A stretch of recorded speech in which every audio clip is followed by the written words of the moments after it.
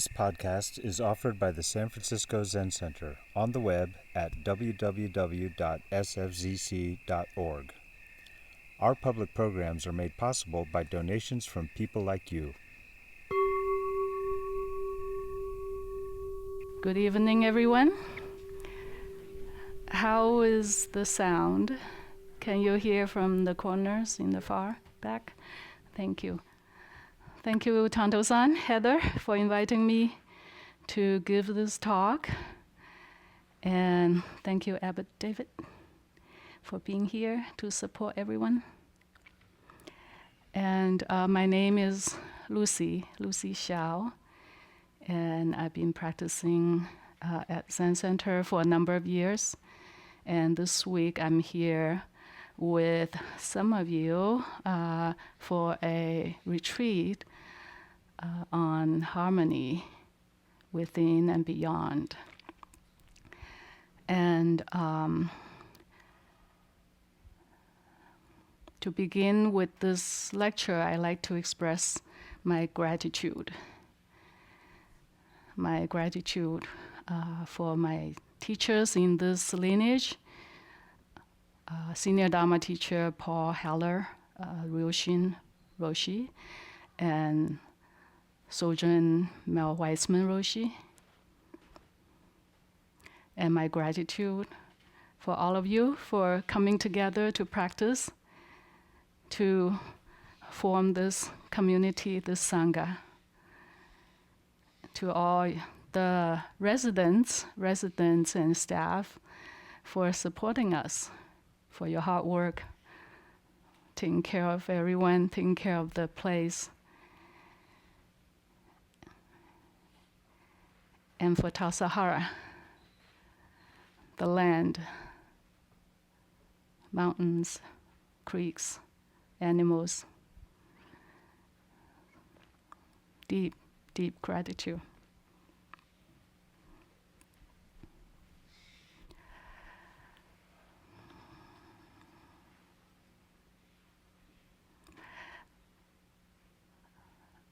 Sojourn Roshi, I practiced with him here. I practiced with him and Paul Ryoshin Roshi here in the winter of 2014 when I was the head monk here. And for those of you who know, Sojourn Roshi was once abbot at San Francisco Zen Center in the 80s and 90s, and also a long-time abbot at Berkeley Zen Center. And he often would come here, and that was probably his last practice period. He passed away during the pandemic, and he was sitting right here at this seat. The whole 3 months, I was sitting next to him or next to Paul. So we spent a lot of intimate time here together during that winter. And I just want to pay tribute to him.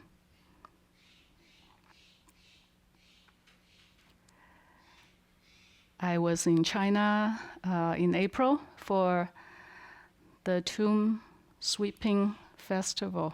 It's a Chinese festival when people come together, families come together to remember their deceased family members. And it's a whole kind of festivity, It's on a certain day in April, but because there are so many people doing it, it spread for the whole month, like Chinese New Year. For the whole month, families would do things to remember their deceased family members. Going to the cemetery, and in the cemetery there would be like a big open space where they set up the table so you can set up altars. You bring the ashes out from the building where they are kept. Once a year, during this time, you go, bring the urns out, and there is the name and the picture of your loved one who have passed on. You set up an altar for that, offering of food, offering of incense, wine and tea. And the whole extended family will come together on that day. We would spend time at the cemetery together, and we just chat, and we take turn to offer incense. And afterwards, we would go to a restaurant for a feast, as Chinese do. And so that's a wonderful time. It really touched me. I flew back to China because the rest of my family is over there in April to attend this festival. And such a nice sense of family and community, because I get to see all my extended family, my aunts, uncles, cousins, and to be supported. My father passed away 2 years ago, so as I was there to remember to be with my father's ashes, I was supported. My mom, my brother, and myself were supported by the whole extended family.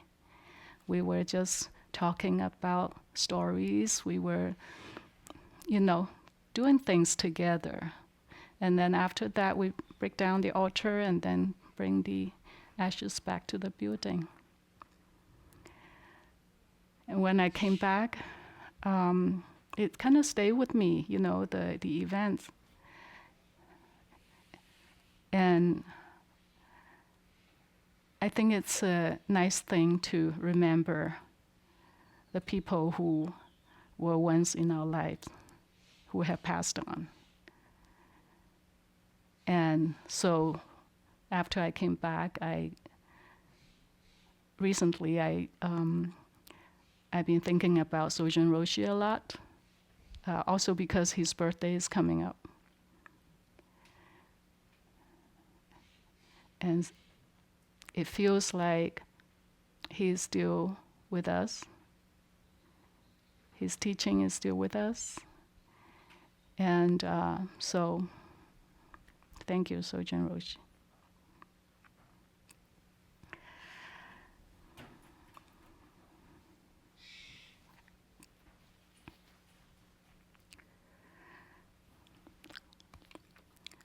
So the theme of our retreat is about harmony within and beyond. And so tonight, I would like to share a few thoughts about harmony. What is it? How does it feel?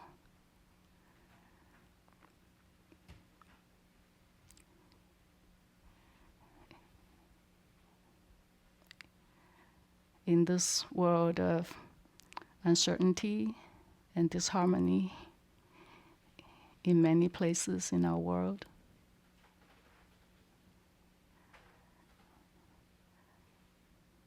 how do we understand what is harmony? I think it was yesterday we chanted the Sandokai, harmony of difference and equality, right?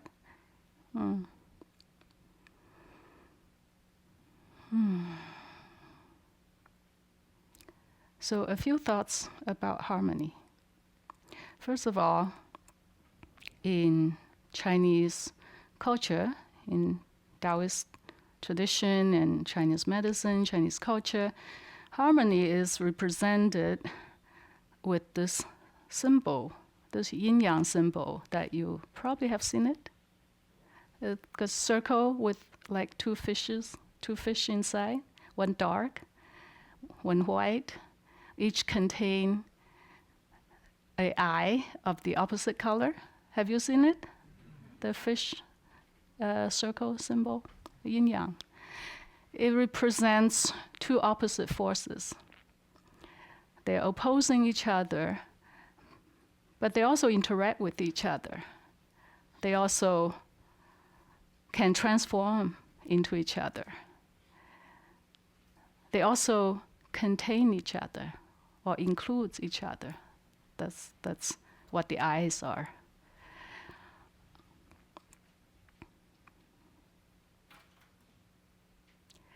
And so this symbol represents these natural forces in our life, in natural phenomena, in our body, in all the things.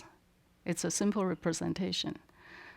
The two different forces, the more active and the more quiet, masculine, feminine,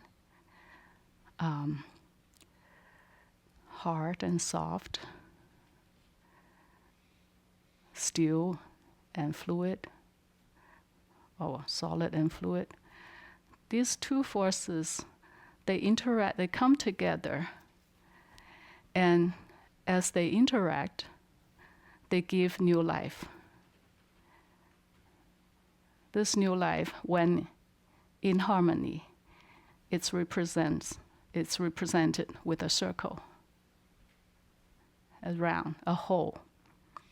The two opposite forces coming together to become whole.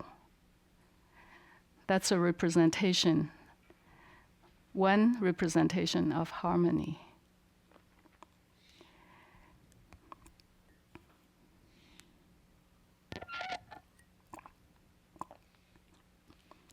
It's everywhere in our body. It happens in our body, in our practice, in our interaction with others. If things come together and form a whole, that's not separate. That's not fragmented. Then there is harmony.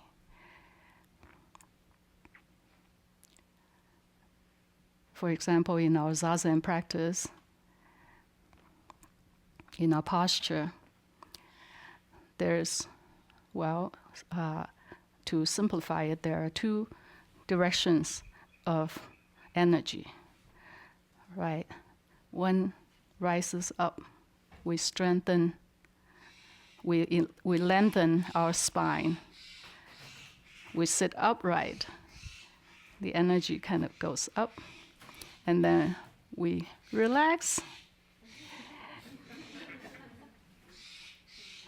You want to join in?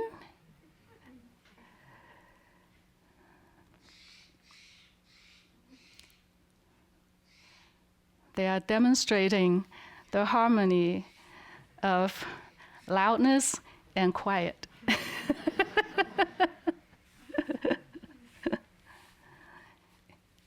In Zazen, when you sit there, you may experience now that you have the upright, lengthened spine. That's active, that's going up.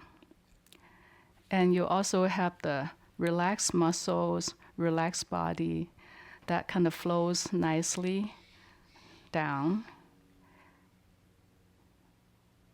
Like a tree extending its trunk toward the sun, going up, all the branches, the leaves, fall, just naturally fall down.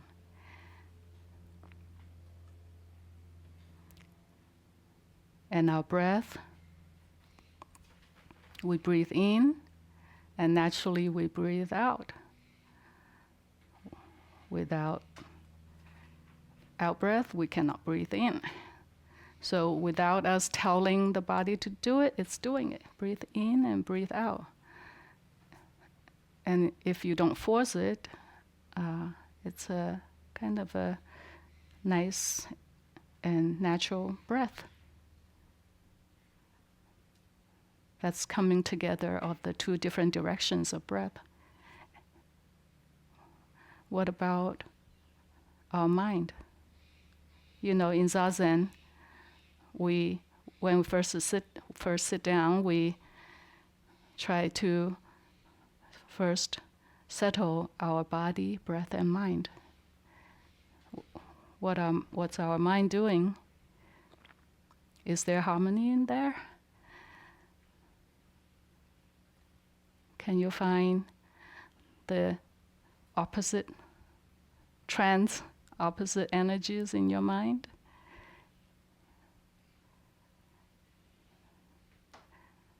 I think of the more active thoughts and feelings and whatever going through your mind, the active mind, your thinking mind, is the more of the active energy. And then the quietness, the spaciousness, where all this is happening, is part of this whole picture.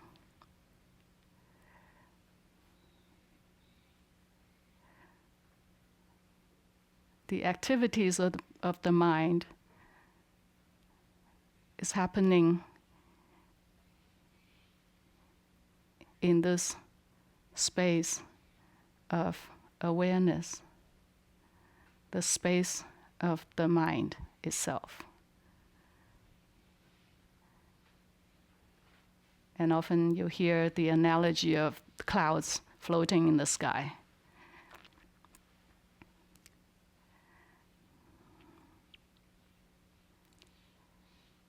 You may not feel that way, you may not feel the space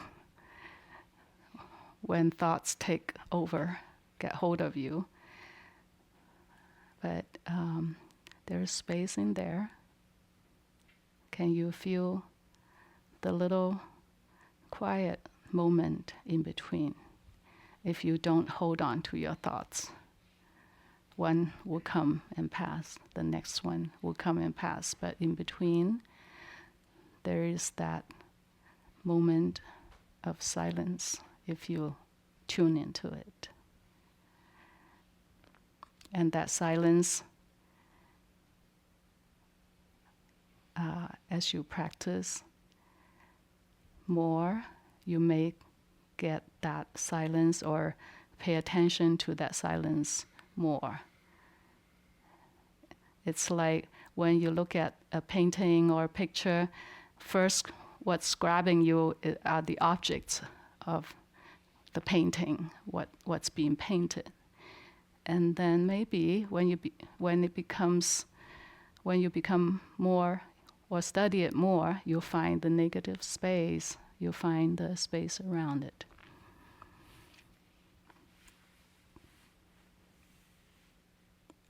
So in our Zazen practice, there are these opposite energies happening in our body and mind, and the process of Zazen is continuously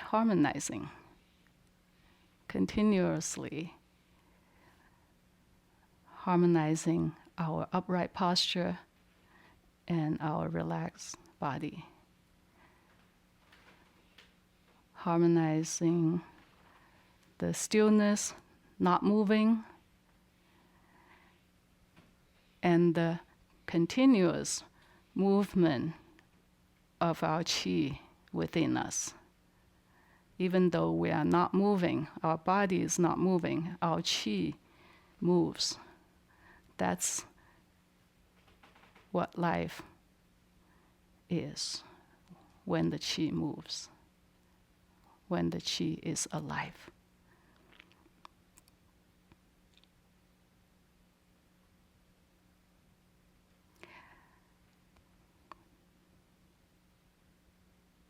Another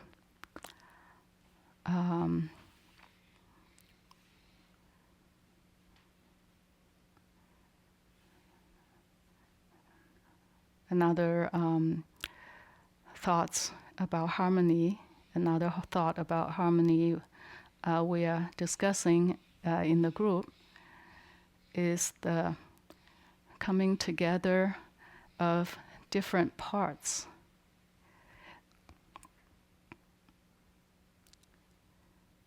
And these different parts kind of integrate together.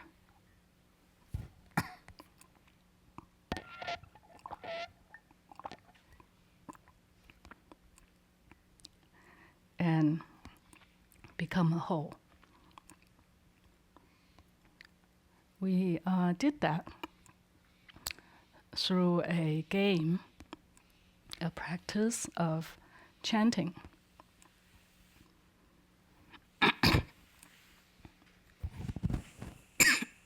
Excuse me. So because it's the summer season, we did a chant, or we make a sound R as a group, and the sound, when we chant it, it affects the heart region most. And summer in Chinese medicine is associated with the heart. And so I thought it would be fun to try it here. So what happens is that it's kind of like the morning chanting, but this is much simpler. We all come in when I hit the bell. We all come in chanting the sound R, R, R, like R. And we take our breaths naturally. We don't have to start and stop at the same time. And so it will be a continuous R sound as we chant together. And I'll ring the bell to stop. And I'll start with a certain pitch, and then you can come in with your pitch. But in the process, you listen to others, listen to yourself, and then you kind of blend in with others so that you don't stand out, but you can have your own voice. But the voice altogether will become a nice harmony, right? So let's try it. And just breathe naturally and chant from, not from your throat, but from your abdomen. And it's like Zazen. You breathe from your abdomen. Let your breath come out as you chant the vowel R. You get it? Simple enough? Okay. I should point the mic to you all. How about that?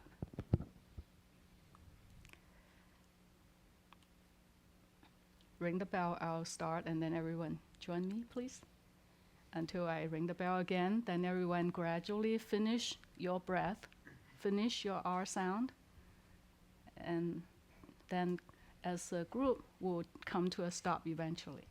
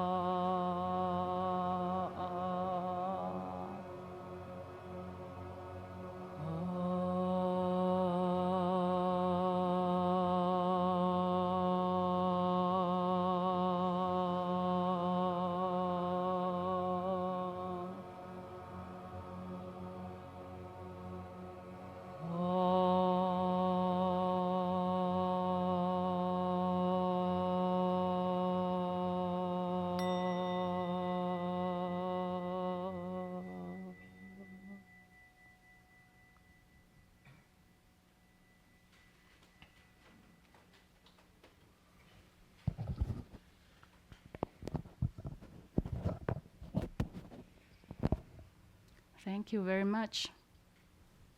Is my mic off now? Is this okay? How was that? Do you feel vibration in your body? Where did you feel it most? Here, here, here. Thank you. So all the different voices coming together to form one voice. And this is also what community is. And we still have our own voice, but we listen to other people's voice. And we try to integrate and adjust for each other. So the new voice we create together has this nice harmony.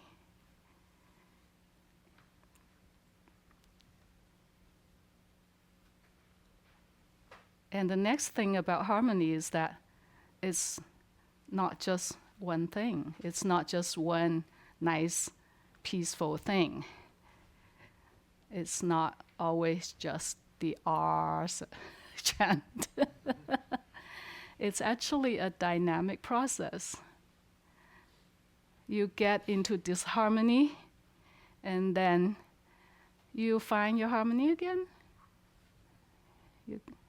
It's like riding a bike, you know? You keep adjusting. And this kind of interaction and adjustment and interchanging is necessary and is actually wonderful. For without it, there is no transformation.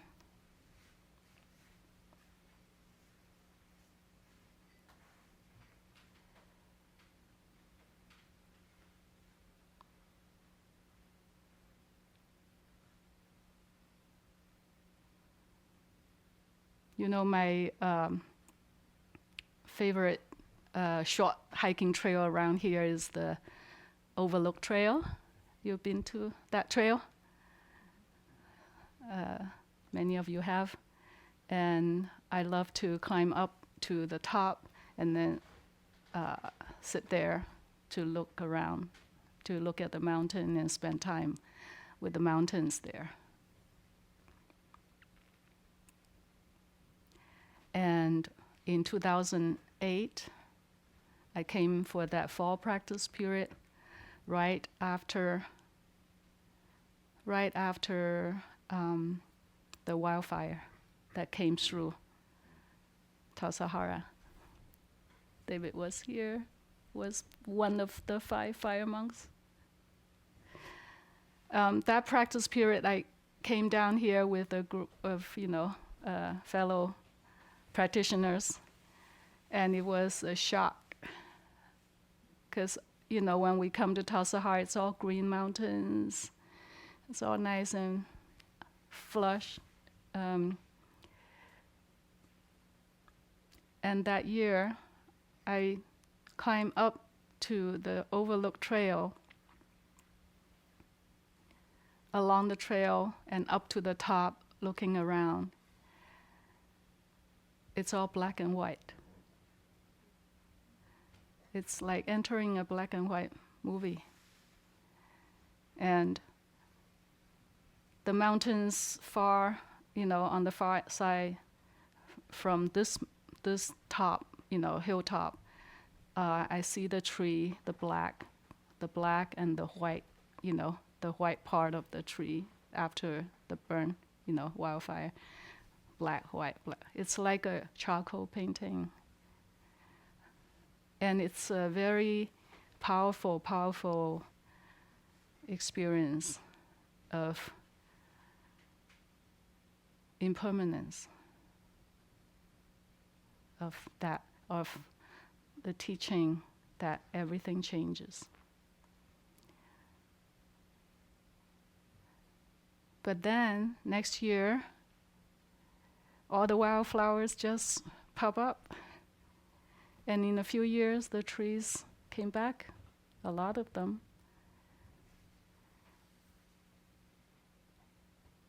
And it seems like the earth was having this harmony of wildfire, but when it came back together, it creates more beauty, a different kind of beauty.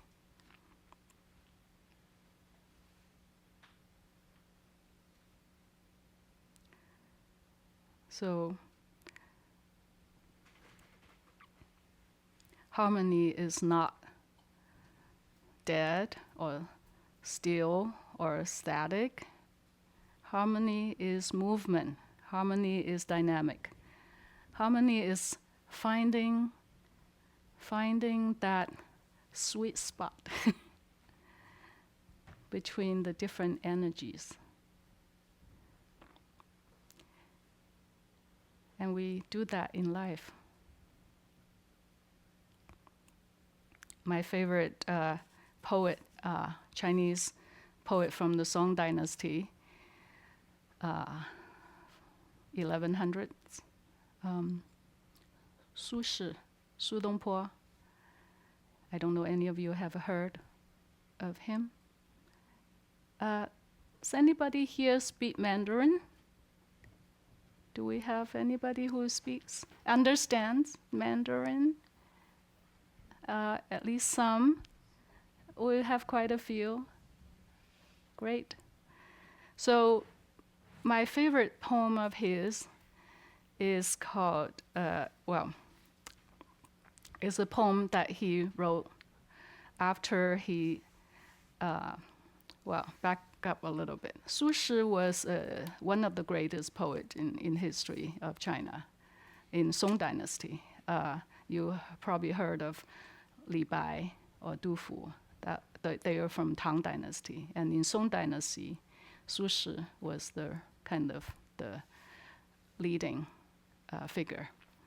And he was also a Zen practitioner, also a Taoist practitioner, of all the different things that he did, a very, very amazing human being. During his, because of, he was also, he held an important position in the emperor's court. Because of the politics, he got depromoted or demoted? Demoted and sent to like a faraway place. And far away from the capital. So in this place, he visited a temple around this area. It's at the foot of Mount Lu. And there's a temple called Eastern Forest Temple, Dongling Si. And this is a poem he wrote after his, like a long Dharma conversation with the senior abbot or senior monk there. And he had some awakening experience, some powerful moments after that. So he wrote this poem. The sounds of the streams are the broad white tongue of the Buddha. The shapes and colors of the mountains, nothing but the pure Dharma Kaya. All night long, I hear gathas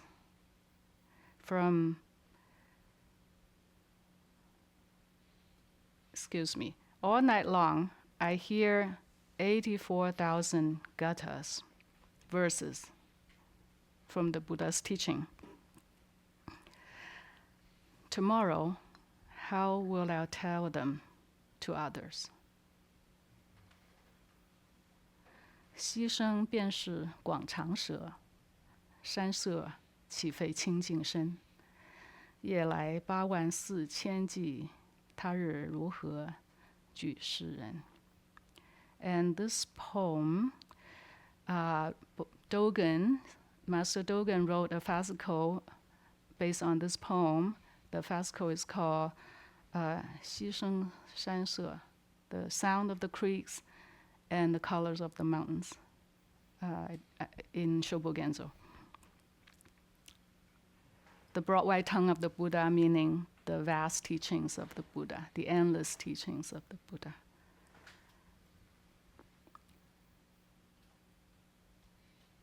The sound of the creek is demonstrating the teaching of the Buddha. The color of the mountain is nothing other than the pure Dharmakaya. The changing of the mountains from green to black, the dying of one thing and the rebirth of another. Is nothing but the teachings of the Buddha, the teachings of the universe, all things. The 84,000 gattas or verses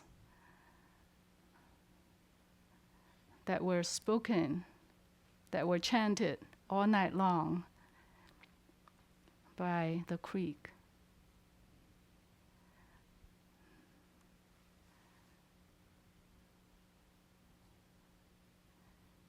How can I tell them to others?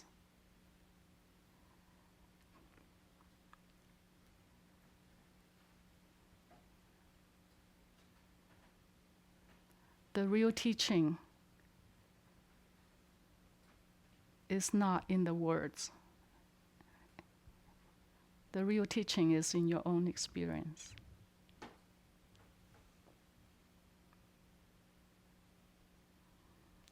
So, thank you very much for being here. May we all find harmony within and beyond. Thank you. Thank you for listening to this podcast offered by the San Francisco Zen Center. Our Dharma talks are offered free of charge, and this is made possible by the donations we receive. Your financial support helps us to continue to offer the Dharma. For more information, visit sfcc.org and click Giving.